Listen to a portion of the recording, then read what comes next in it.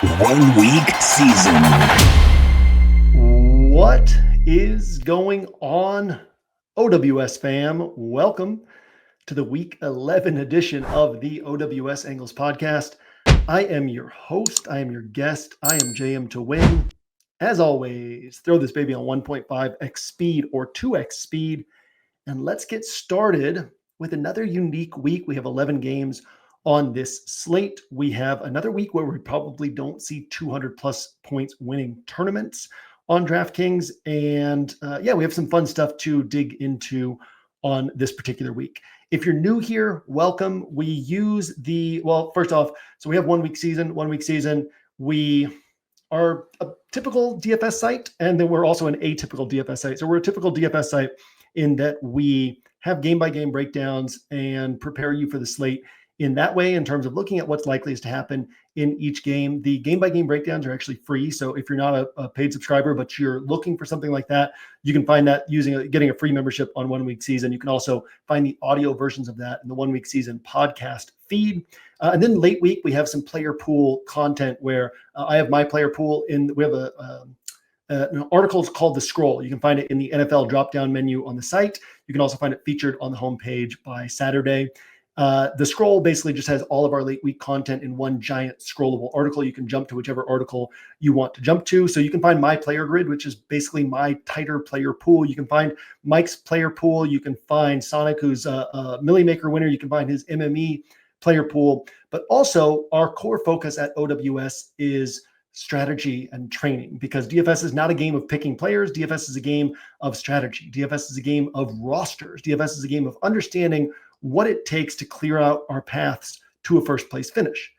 The more we orient our thinking and our builds toward those first place finishes, the more money we're going to make, because that's where most of the money is in DFS contests, is in those top spots, those top payouts. So it's not about picking good players and putting them onto a roster. It's about understanding how to put a roster together so that you are maximizing your chances of a first place finish.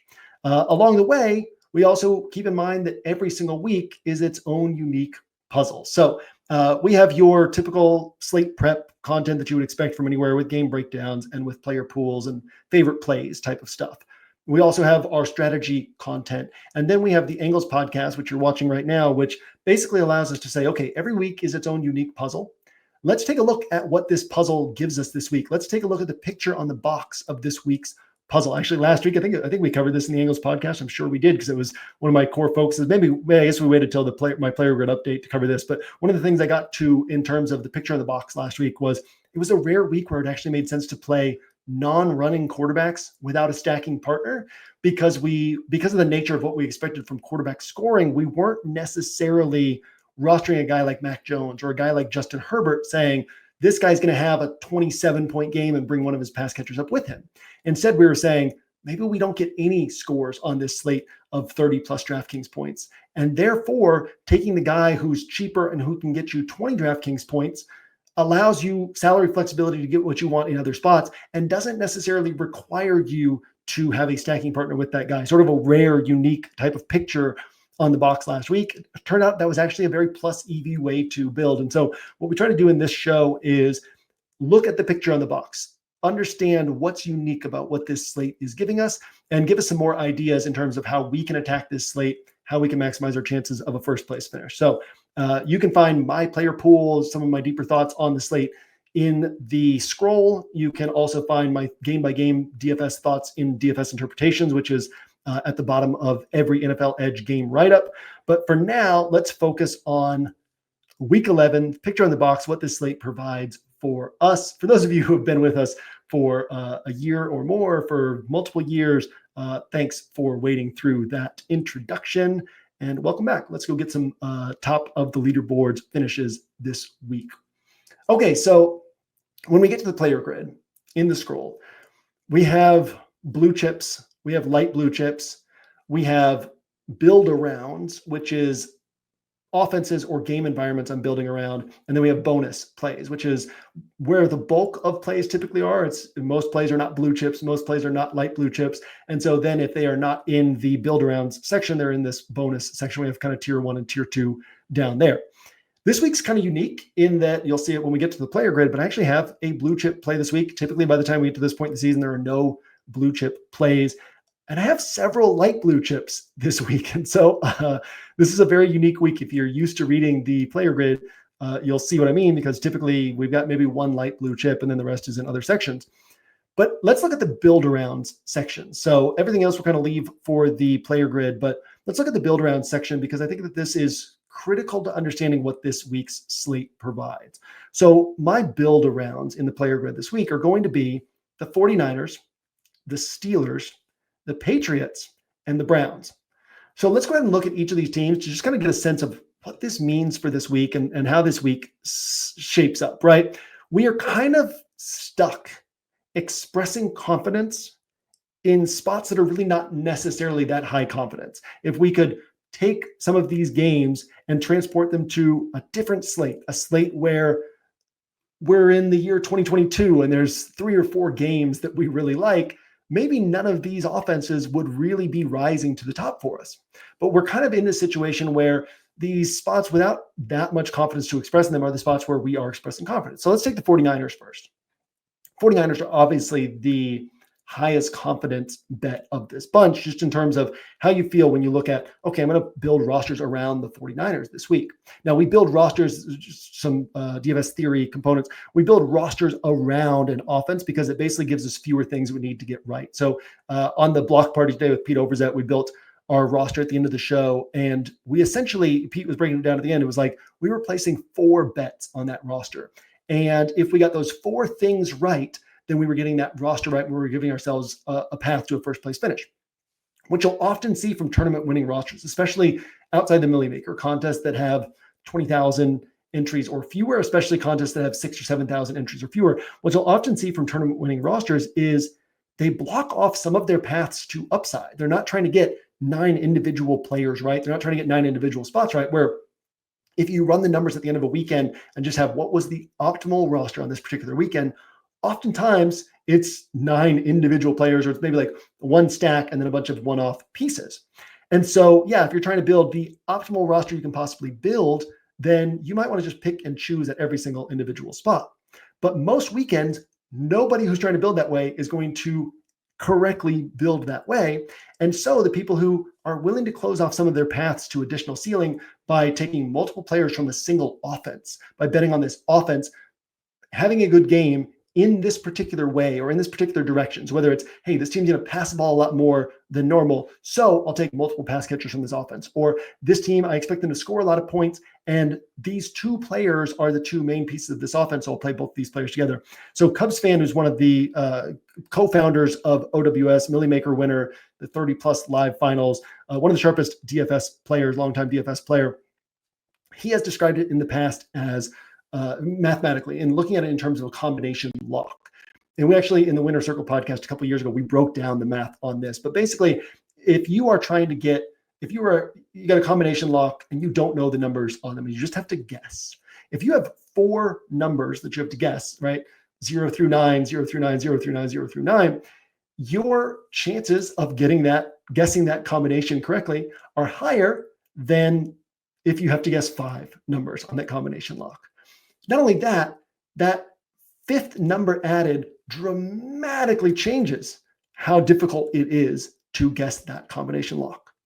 Then you add a 6th number, it dramatically changes how easy it is to guess from that 5th number to that 6th number, so on down the line to that 7th number, that 8th number, that 9th number. So if you think of a DFS roster as 9 roster spots and you're trying to guess this combination lock, you are going to make a lot more money over time if you're positioning yourself to only need to get 4 things right or 5 things right in order to win on a particular weekend, as opposed to trying to constantly put yourself in a position where you have to get 8 or 9 things right on a roster. So when we're looking through the lens of, okay, what's one thing we could get right and get multiple spots correct, building around the 49ers offense is one place that we can feel pretty confident, right? We look at the 49ers, we're like, we know they're typically going to score points. We know they're typically going to produce something good from their offense.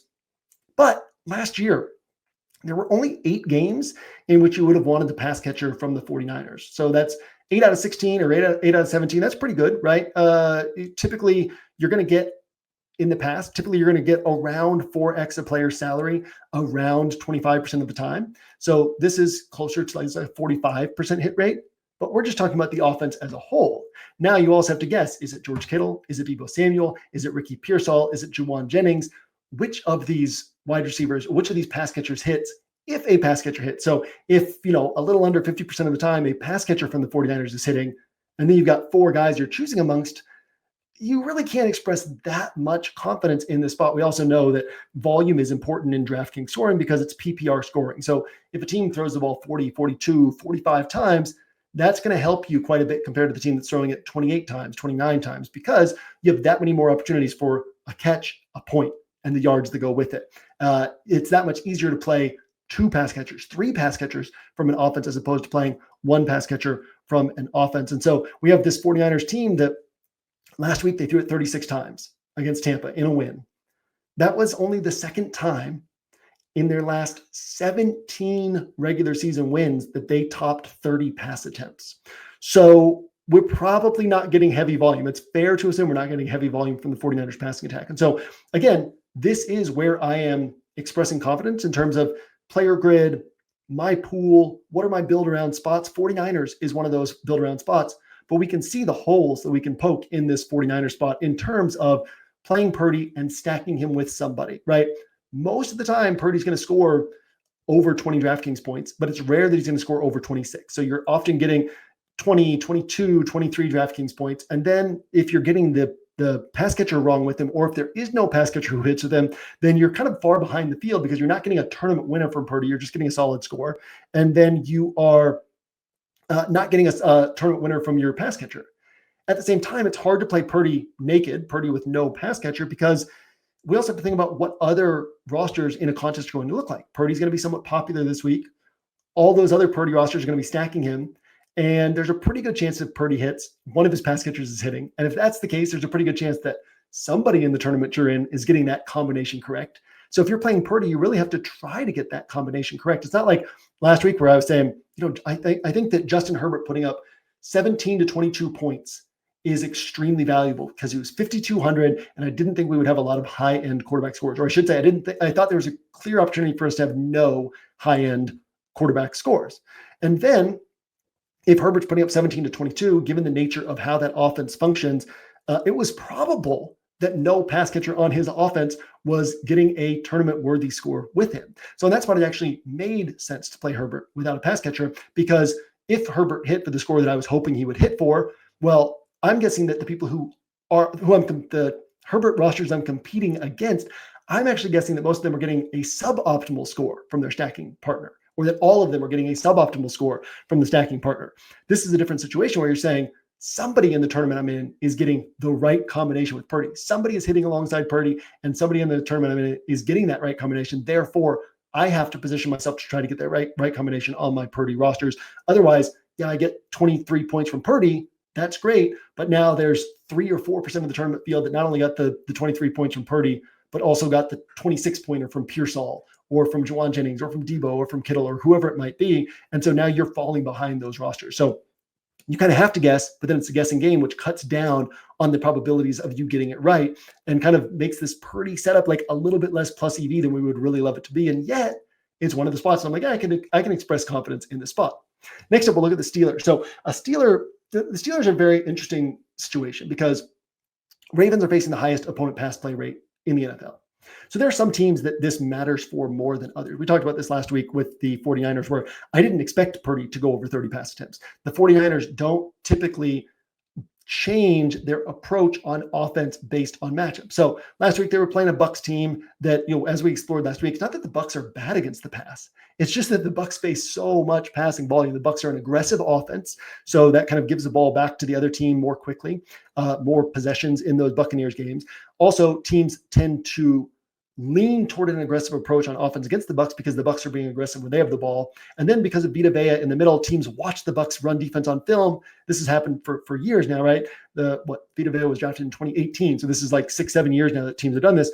They watch the Bucs defense on film and they say, we're not going to attack on the ground. Let's just throw the ball, right? So the Bucs tend to face so much passing volume that teams have good games against them. And I was looking at this last week and saying, really, the 49ers are not a team that typically changes their attack trends based on matchup. They're still usually going to run the ball at their normal rate. We're still, again, heading into last week, it was 15 out of 16 regular season wins that Purdy had thrown 30 or fewer passes. So they don't typically adjust regardless of matchup if they are controlling a game.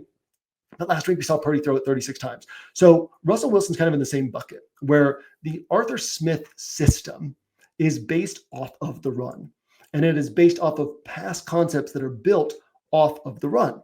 So this is where we would see Ryan Tannehill with the Titans sometimes putting up monster games on 26 pass attempts, 28 pass attempts. This is where we would see the Falcons offenses leaning heavily on the run and limiting passing volume for Desmond Ridder. Obviously, there was a component there too of you really don't want Desmond Ridder throwing the ball all that much. So Russell Wilson is in an offense that functions off the run, right? So we wouldn't expect them to come into this matchup against the Ravens and say, man, it's hard to run on this team. Let's just throw it 38 times. Let's just throw it 42 times. I mean, Jared Goff on this Lions team that loves to run the ball through it, what was it, over 50 times against the Buccaneers. And so we tend to see that against the Bucs, against the Lions, against the Ravens, these teams that you really can't run the ball on, or that teams look at them on film and say, we're not going to try to run the ball on them. So we end up seeing this passing volume piling up. So Russell Wilson probably doesn't come out and throw the ball 40 times. On top of that, we don't necessarily want him to. What we really want is for this run game to be effective enough that the Steelers don't have to do that. Russell Wilson is not the type of quarterback that we saw this in the let Russ cook year. He's not the type of quarterback that you want him dropping back a ton of times and marching the field, right? We talked about this earlier in the season that the NFL game is about picking up first downs. And that's why are the Chiefs so good, right? They're not hitting for big plays. They're not scoring a ton of points, but when they have the ball, they're always moving forward. They're always picking up first downs.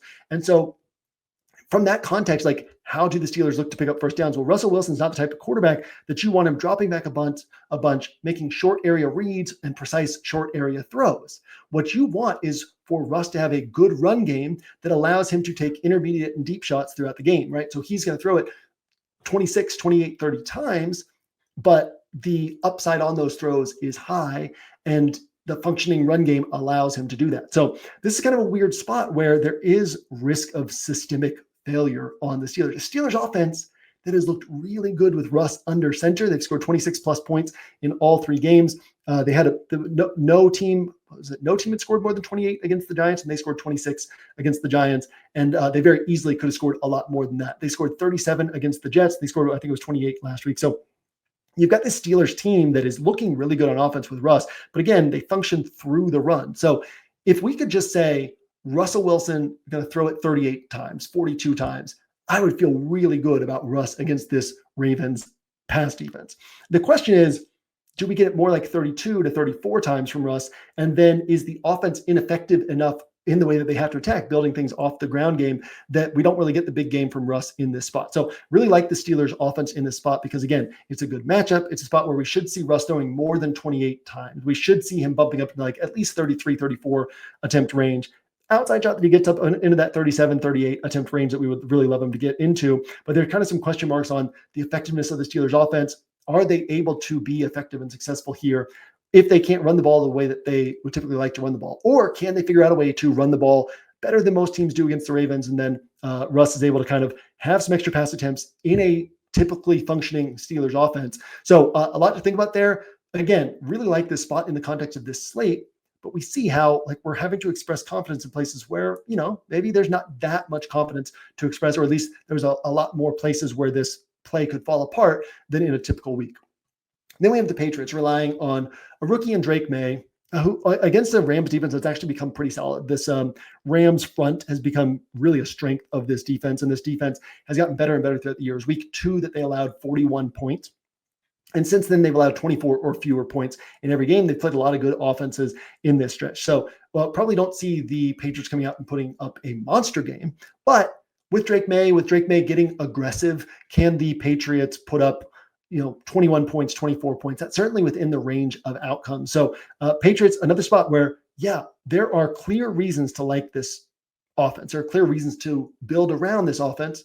But we can also see the pathways through which this setup can fail this week. And then finally, we have the Browns, who, frankly, we're relying on Jameis Winston. That's the big issue there.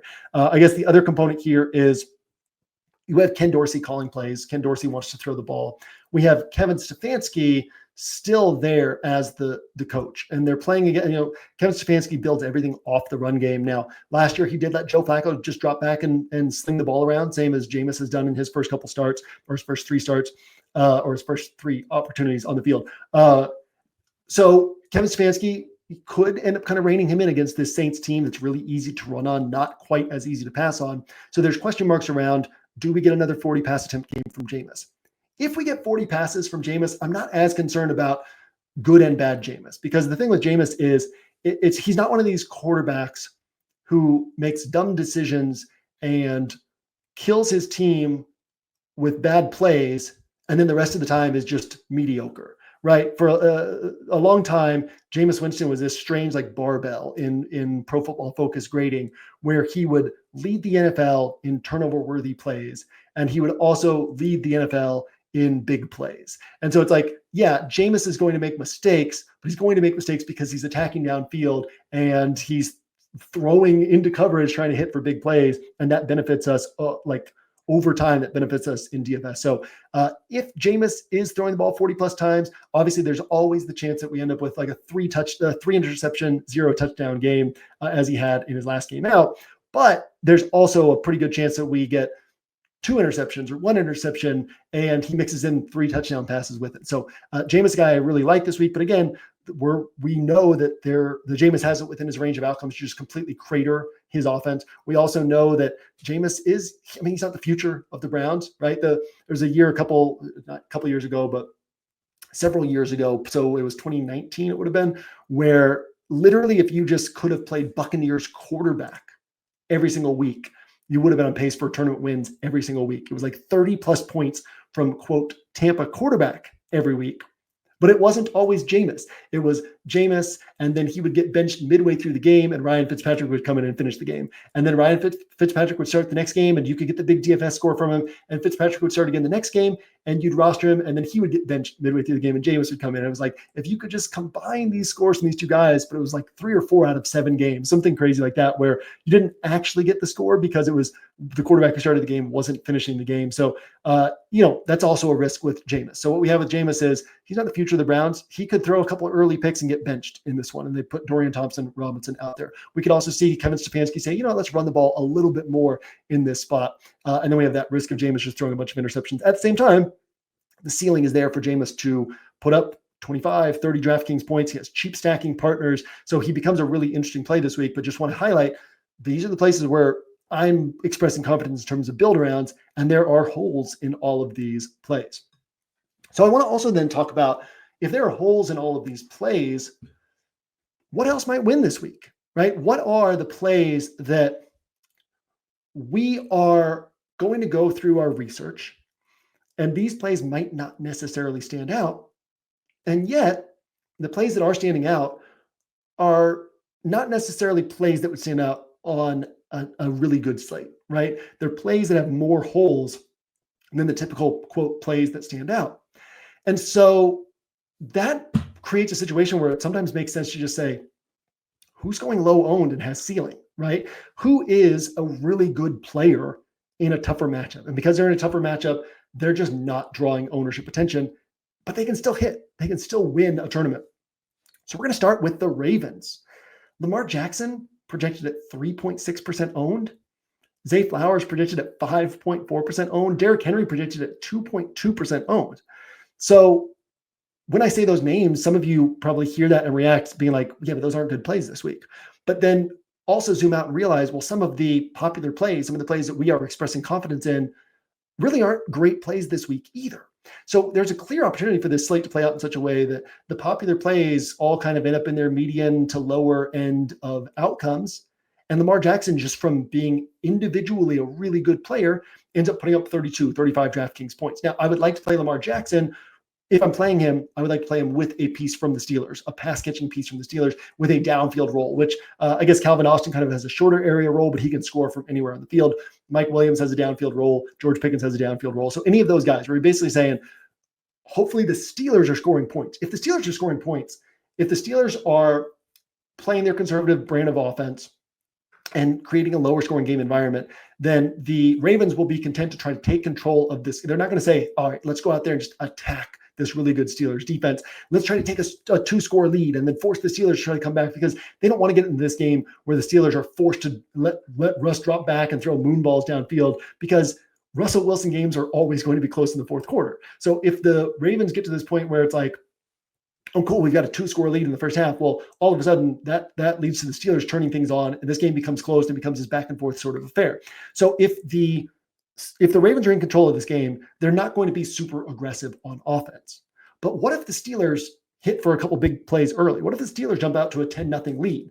Then all of a sudden the Ravens start getting aggressive, and then that creates this back and forth sort of environment where both sides have opportunities to hit. And so I like Lamar Jackson as a guy who doesn't stand out on paper, but very clearly could win you a tournament this week. And I like him played through the lens of a story that actually makes sense for how he ends up putting up that big game. So Lamar Jackson plus Zay Flowers plus a piece from the Steelers pass catchers. And then similarly, Derrick Henry, you can play Derrick Henry. And then if Derrick Henry's hitting, it's probably in a game environment where the Ravens have jumped out to a big lead. Well, we already said, like, Russell Wilson games will always be close in the fourth quarter, right? So if Derrick Henry is getting a bunch of carries with the Ravens in control of the game, that opens up a situation where the Steelers are having to throw the ball a bunch in comeback mode, and one of these pass catchers is probably going to hit for a big game. So Derrick Henry plus a Steelers pass catcher, another interesting way to go. Also up at the top of the pricing range, we have Josh Allen, currently projected for 3.1%. Josh Allen in this offense where they're, like last year, it was like 9 or 10 out of 17 weeks that Josh Allen scored 30 plus DraftKings points, which if you compare him, if you take him out of quarterback and just compare him to high-priced players, high-priced running backs, high-priced wide receivers, he was basically Tyreek Hill, Justin Jefferson, Christian McCaffrey. He actually better than Christian McCaffrey at the quarterback position. Well, this year that hasn't been the case. He's topped 30 points twice this year. Joe Brady took over the play calling partway through the season last year, and now he had the whole offseason to install his system. It's basically like, yeah, Josh Allen can take over games. But when he doesn't have to, we don't want him to. When he doesn't have to, we don't want him running the ball 9, 10, 11 times. We don't want him taking shots, trying to score inside the 5-yard line, running the ball. So we want to spread the ball around to a bunch of different guys so the defense doesn't know who to defend. We want to scheme guys open. We want to get the ball to James Cook. We want to get the ball to all of our running backs. And so this has created the situation where Josh Allen has only hit twice this year. Only one Bills pass catcher has cracked 20 DraftKings points. That was Khalil Shakir, who did it once. So we're just not seeing the big games from this offense. But they're playing Kansas City. And isn't there an opportunity here for this to turn into the type of game? It doesn't even have to be high scoring. It just has to be this game where it's competitive, where the Chiefs are doing a good job stopping everything the Bills are trying to do, where the Bills, I mean, you got to assume the Chiefs are going to lose another game somewhere along the line this year. They are basically like 4 plays away from, they're 9-0, right? They're 4 plays away from being 5-4. There was, I guess we don't need to go through all of them, but there was the couple overtime, 1 or 2 overtime wins. There was the Ravens with Isaiah Likely's toe out of bounds. There was the blocked field goal last week. There was another one where there was like a holding call or something. There was a Falcons game. There was some sort of call at the end of the game. So it was like basically the Chiefs, I mean, that's what good teams do, right? They find a way to win at the end, but we play out these 9 games 100 times, and their record is not always 9-0. So you got to assume that Kansas City's going to lose another game down the stretch somewhere.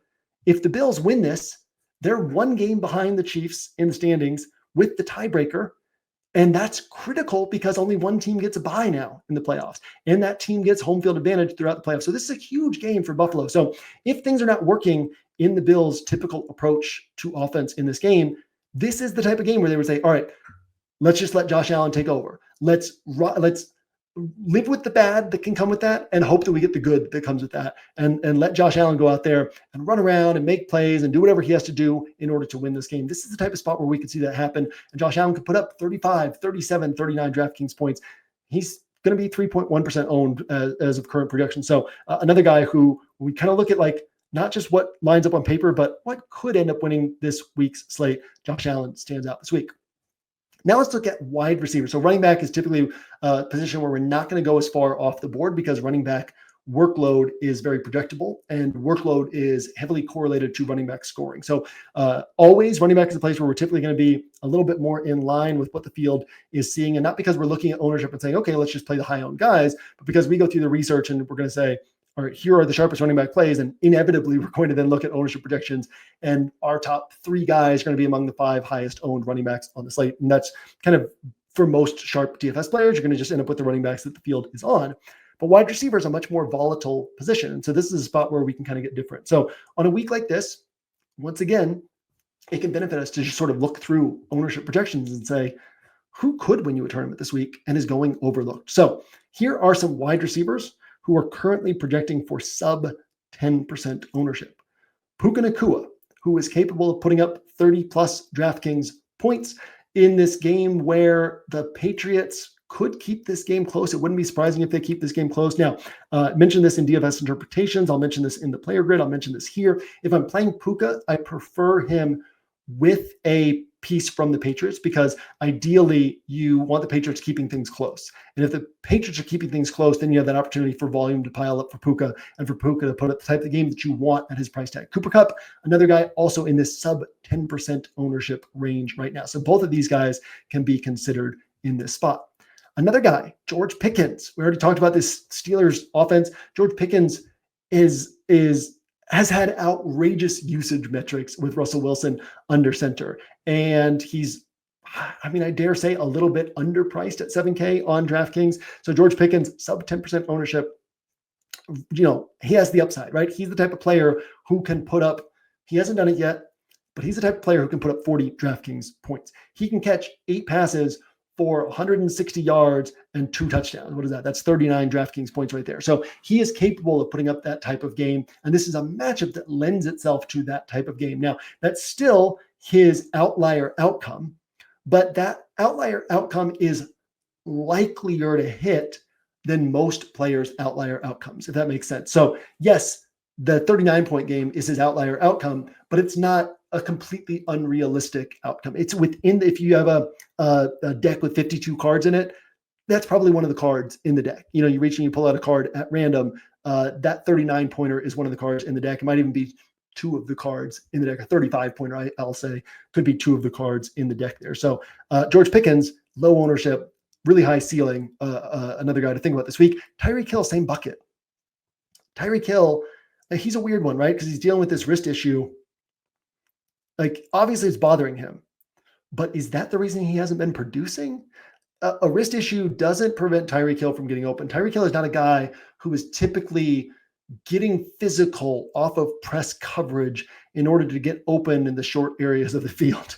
Typically, Tyreek Hill is getting schemed open within the structure of the offense and catching the ball 30 yards downfield and then scoring a 60 or 70 yard touchdown. So I think that what I said this week is, if Tyreek, this is not a great matchup. The Raiders filter opponents to the ground and then filter targets to the middle of the field, away from perimeter wide receivers. So Raiders have not given up huge production to wide receivers. But if this game were being played in the context of last year, where 9 of Tyreek Hill's first 12 games, we kind of throw out the back half of the season because he got injured, missed a game, and then came back and just didn't post big games the rest of the way. But 9 of the first 12 games last year, he had 25.8, something like that, like over 25 DraftKings points. And most of those were 28 plus, 30 plus DraftKings points. 9 out of 12 games. If we were clicking on Tyreek Hill's face in the DraftKings app, or clicking on his name on the DraftKings desktop, looking through his game logs and seeing 26, 29, 35, 33, 29, 31, 16, 29, 35, if that was his game logs, wouldn't we all be considering him heavily here at 7.4K? So Tyreek Hill, another guy who's just very interesting on this slate. I know that the wrist is bothering him, and he's made it clear that he's, gutting it out through this injury. But again, does that affect his ability to get open? I don't necessarily think so. So Tyreek Hill, another guy to think about this week. Sub 10%, speaking of guys who have seen outrageous usage, Calvin Ridley, since DeAndre Hopkins left. In fact, since the last game when DeAndre Hopkins was with the Titans, where he didn't play as many snaps, and they were kind of, I think they were kind of knew at the time that they were going to be trading him. Calvin Ridley has been the offense, and he's been, one of the top 5 like highest usage rate wide receivers in this stretch. So Calvin Ridley, sub 10%, another guy who stands out. Zay Flowers, we touched on him already. And then Jerry Jeudy, where Cedric Tillman is good chalk. Cedric Tillman really, honestly, should be priced close to $7K, and he's $5,300. Elijah Moore is going to be, honestly, not bad chalk. But what's interesting is, and we laid out these numbers in DFS interpretations, but in terms of percentage share of air yards, in terms of end zone targets, and in terms of first read targets, Jerry Jeudy and Elijah Moore are literally essentially identical in those categories. So they both have the same number of air yards. It's like one of them has 225 air yards, one of them has 221 air yards. They both have exactly the same number of first read looks. And then one of them has like one more end zone target than the other in these 3 weeks since Amari Cooper left the team. So Elijah Moore and Jerry Jeudy are, in terms of like, we play out their game 100 times, they would probably each outscore the other 50% of the time. Elijah Moore is going to be way more popular than Jerry Jeudy because he's 4,300. Jerry Jeudy's 5,400. So this is a situation where, yes, Elijah Moore is the better play in a vacuum, but because of that pricing discrepancy, it's going to lower Jeudy's ownership more than it should. And he actually becomes really plus EV as well, because again, we flip a coin and it lands on heads. Elijah Moore outscores Jerry Jeudy. If it lands on tails, Jeudy outscores Elijah Moore, but it's not always going to be outscoring them by 2 points or 3 points. It could be 11 points. It could be 14 points, right? And so we want to recognize that the value we get from Jerry Jeudy being less of a pricing value is actually plus EV, because it's going to lower his ownership enough so that he becomes a guy we can consider on this slate. And then similarly, wide receivers, sub 5% predicted ownership, Demario Douglas. So everybody wants to be on Kayshon Boutte this week, and he's one of these plays who falls perfectly into the bucket of what we're looking for from cheap plays with upside. Guys who are on the field all the time, see downfield work, and are going to see 4 to 6 targets. Guys who can score from anywhere in the field, guys who can post 20 plus DraftKings points on limited volume. That's what we want on these cheap guys, on weeks where we don't have projectable value. So last week became unique in that AD Mitchell opened up and Mac Hollins opened up, and we had Cedric Tillman a few weeks ago, and early in the season we had some players who were priced cheaper than they should have been. Last year we had Adam Thielen for a while, we had Tank Dell for a while, we had Puka Nacua for a while, but we always reach this point in the season, usually it's around the midway point, where we lose the projectable value, and we just have the guys who it's like, you know what, they're on the field all the time and they can hit for big plays. And if I put 5 of these guys into a bucket because there's maybe 5 of them available, there's a pretty good chance that one of them hits for like 15 to 20 points this week at really low ownership, because people don't like playing those plays that are not projectable value. So Kayshon Boutte fits perfectly into that bucket. The problem with him is he's coming in with right now like close to 20% projected ownership. So he really is the same type of play that we're always looking for down here at low ownership, except like he's going to be high owned and he's going to hit less often than this ownership, than the confidence this ownership is expressing. So not to talk down that play, but to recognize, similar to the Elijah Moore, Jerry Jeudy thing, well, Demario Douglas, Pop Douglas has been consistently seeing 9 targets. It was like, I think he's finally broken out of this, but there was I think up until last week, he'd had exactly 9 or 3 targets in every game this season, kind of a strange statistic, but a lot of these games has been 9 targets. And so he's pretty central to this offense and seeing sub 5% ownership. And if he's hitting for a big game on underneath throws, it might be taking away the opportunity for Kayshon Boutte to hit for a big game on downfield throws. And so you not only get the points, but also get the leverage. You're hurting this other popular player who, again, a sharp play, but shouldn't be as popular as he's going to be. So Demario Douglas, sub 5% owned, another interesting way to go. Mike Williams, already touched on George Pickens. Mike Williams, if he plays more snaps this week, he's a guy who they're going to take some downfield shots to, and we could see him getting 5, 6, 7 targets instead of the 1 target that he had last week. Justin Jefferson, not a great spot, not an offense that is, the thing is, like last year, Justin Jefferson, about 50% of his games, he was scoring 28 plus DraftKings points. This year, he hasn't gotten there once all season, and he still looks the same. It's just that this Kevin O'Connell offense is not calling on Sam Darnold to throw the ball at the same volume that it called on Kirk Cousins to throw the ball. Makes sense, right? And so we're just not seeing Justin Jefferson get there. And then this is a game against Will Levis with this really good Vikings defense. This is a game that the Vikings probably control. So it makes sense that Justin Jefferson's seeing low projected ownership. But at the same time, he's Justin Jefferson. He can see 9 targets and catch 7 for 140 and 2 touchdowns. That's within his range of outcomes. So Justin Jefferson, sub 5% ownership, interesting to think about. DK Metcalf in this game against the 49ers, where we expect the 49ers to score points. People want to roster Brock Purdy. People want to roster Juwan Jennings. People want to roster players from the 49ers, but not necessarily getting there with DK Metcalf. So DK Metcalf, a guy who's capable of putting up 30, 35 DraftKings points in the right game environment, in the right situation. Another guy worth thinking about.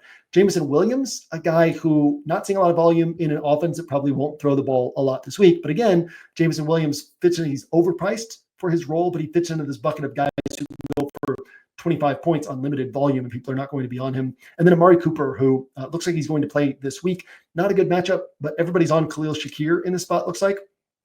And again, this could end up being a game where Josh Allen has to take over. Maybe him taking over includes Amari Cooper hitting in this spot. So the sub 5% guys, not as high confidence as the sub 10% guys, but just want to touch on these guys and say, here are some guys that we can think about just in terms of how we can get different on this slate. All right, with that, let's take a look at my bottom-up build for this week. So bottom-up build, the idea here is we build a roster with a 44K salary cap, gives us a chance to look at some value, gives us a chance to look at some strategy and game theory. We started the bottom-up build before the Inner Circle membership existed. So Inner Circle is kind of like our core membership now. It's just a little bit more than just the plain OWS DFS subscription. So most people are Inner Circle members at this point. In Inner Circle, we have all, like extra content that's focused on DFS strategy and training. We have my midweek Winner Circle podcast. We have the Slate podcast on Saturdays, which is Xandomir and Hilo breaking down the slate from a strategy perspective. And they go through all the games and positions, but they're talking about the players, but they're talking about how we build rosters on this week. We have the Oracle, which is asks some of the key strategy questions on the slate. So when we started the bottom up build, part of what we really focused on here was just talking about roster construction. That has been de-emphasized over time because we focus so much on that in Inner Circle, but still an opportunity to look at some of the values on the slate, how we would put those values together onto a roster with a 44K salary cap.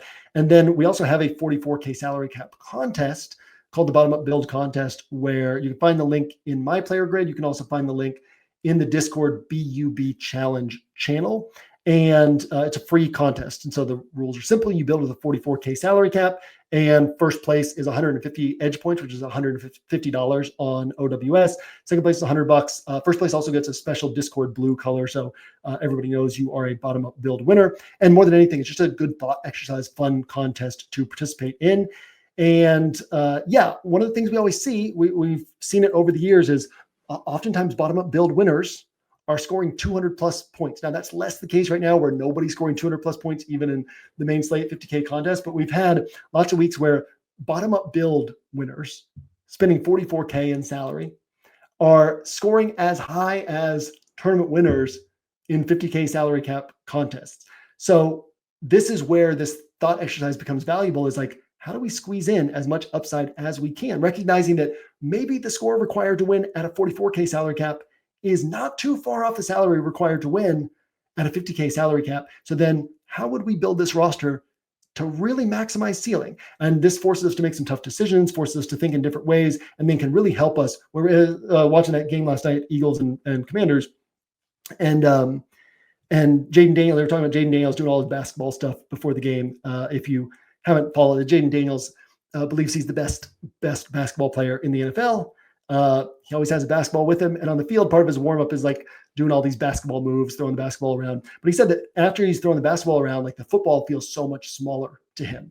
Nolan Ryan used to do the same thing. He would throw a football warming up on days that he was pitching, and then once he got that baseball in his hand, like that baseball felt so much smaller, so much easier to throw. So it's kind of the similar type of thing where once you've built with this 44K salary cap, that 50K salary cap, it feels like you're on easy mode to an extent. So how do we pack as much upside into a roster as possible here? This is a fun bottom-up build here. So we're going to start with Jameis Winston, Cedric Tillman, Elijah Moore. I mean, Jameis is capable of scoring 30.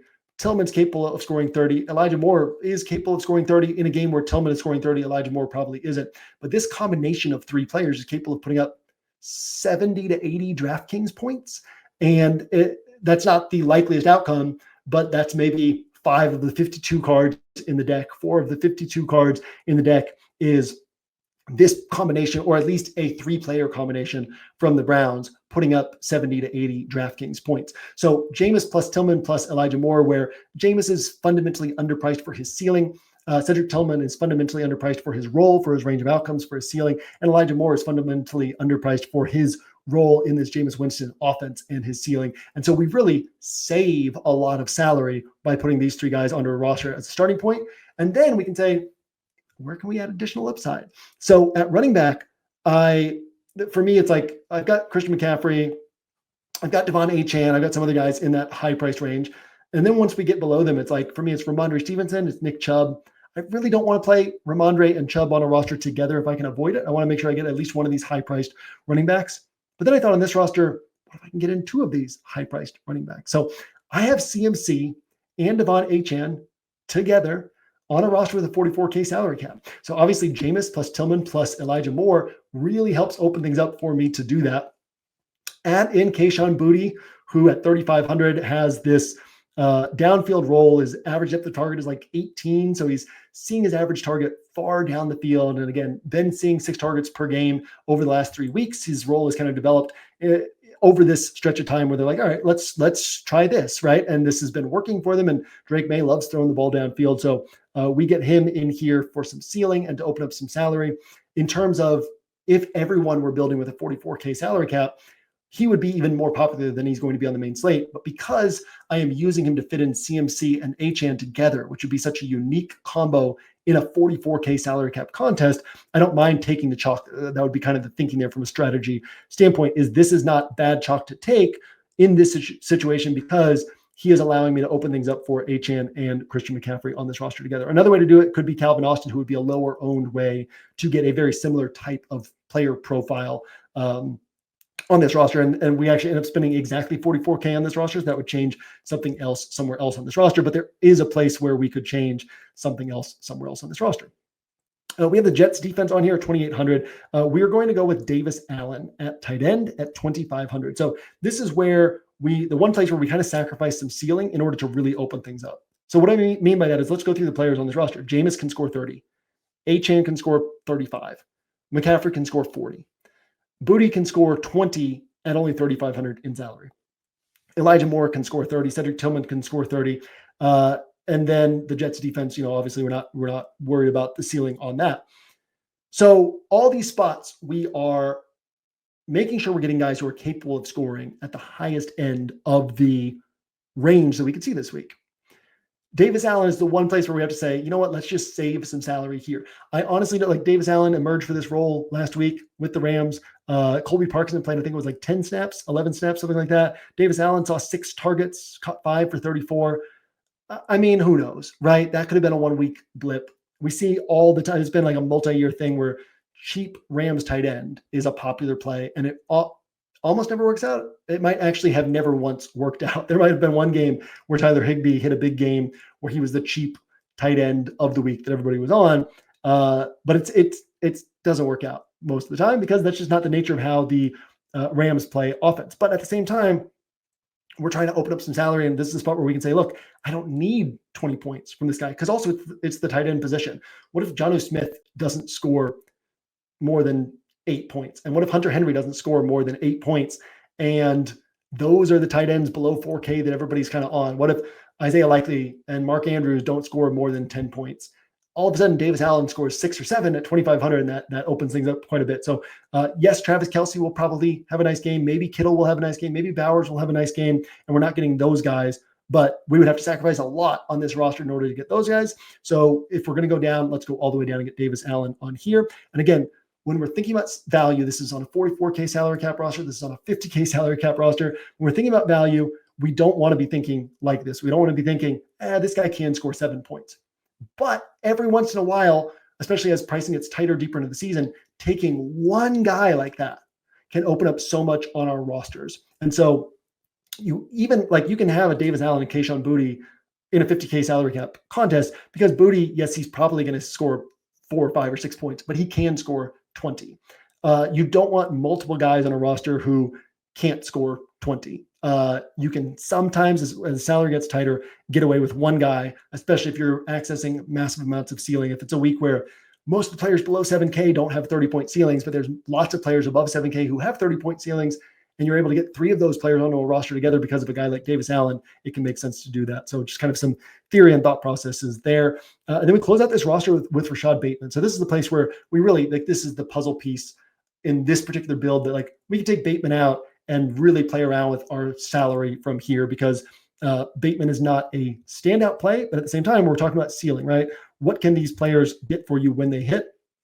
Rashad Bateman, 17.4 points last week, 25.1 points in week 7. Rashad Bateman, recent targets, 8, 4, 5, 4, 4, 8. So again, it's not too different from Kayshon Bouttie's targets, not too different from Calvin Austin's targets, but it's in a better offense. And we certainly know that Bateman is capable of hitting for these big plays. So throw him in here as the final piece on this roster. If I had hours to spend with this roster, I would probably keep pushing pieces around and see what else I could do at these last 3 spots, or last 4 spots even, where it's Boutte and Davis Allen, Rashad Bateman, the Jets, and maybe find a combo that I like even more than that. But the idea here was, how do I get Jameis, 2 pass catchers, Achane, and Christian McCaffrey onto a roster together? And we see that it's possible to do that with a lot of ceiling built in around them. Exactly 44K in salary spent, 6K in salary left over.